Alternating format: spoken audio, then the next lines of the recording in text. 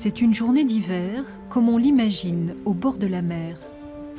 Une carte postale où rien ne manque, la grande roue immobile, la plage déserte et de rares promeneurs qui luttent contre le vent.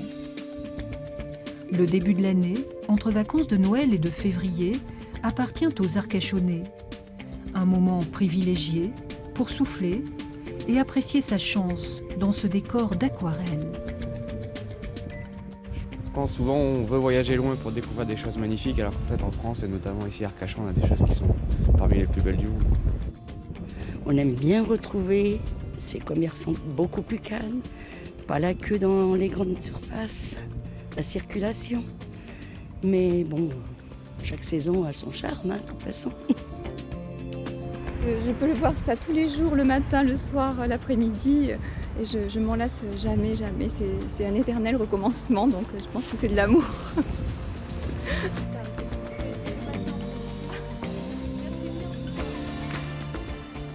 11 000 habitants l'hiver, 15 000 les week-ends, 90 000 l'été.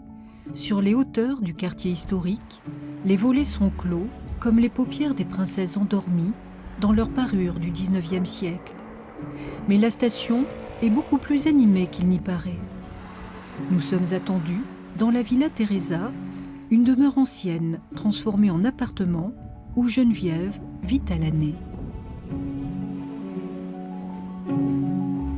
Ah, c'est très très vivant. On est dans un milieu associatif, donc très performant. Il n'y a pas de saison préférée, parce que chaque saison a ses couleurs, a ses attraits, et que ce soit l'automne, l'hiver, le printemps, chaque saison apporte vraiment des bienfaits merveilleux.